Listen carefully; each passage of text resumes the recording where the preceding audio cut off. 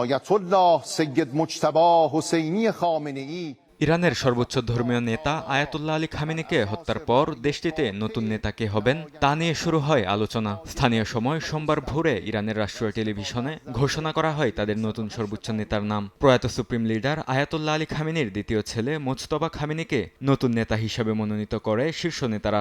দীর্ঘদিন আড়ালে থাকা এই ধর্মীয় ব্যক্তিত্ব এখন ইরানের সামরিক, রাজনৈতিক ও কৌশলগত সিদ্ধান্তের কেন্দ্রবিন্দুতে। নতুন নেতার নাম ঘোষণার পরই রাজধানী তেহরানের বিভিন্ন সড়কে জড়ো হতে থাকেন শত শত সমর্থক। নতুন নেতৃত্বের প্রতি সমর্থন জানিয়ে উচ্ছ্বাস প্রকাশ করেন তারা।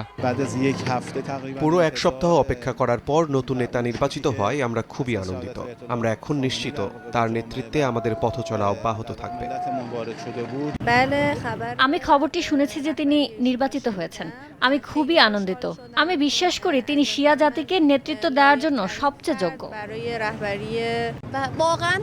আমি সত্যি বুঝতে পারছি না প্রয়াত নেতার জন্য আমাদের শোক করা উচিত নাকি নতুন নেতার নির্বাচনে খুশি হওয়া উচিত। পিতার সঙ্গে তার খুবই মিল রয়েছে। সব সম্ভাব্য প্রার্থীদের জন্য তিনি সবচেয়ে যোগ্য এবং প্রয়াত নেতার সঙ্গে সবচেয়ে বেশি সাদৃশ্যপূর্ণ।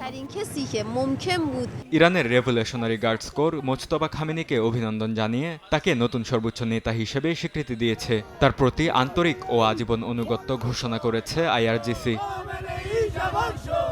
ইরানের পাশাপাশি উচ্ছ্বাস প্রকাশ করেছে ইরাকের নাগরিকরাও। ইসলামী প্রজাতন্ত্রের নতুন নেতৃত্বের প্রতি সমর্থন জানান কারবালার বাসিন্দারা। লেবাননের সশস্ত্র গোষ্ঠী হিজবুল্লাহও নতুন সর্বোচ্চ নেতার প্রতি সমর্থন জানিয়েছে।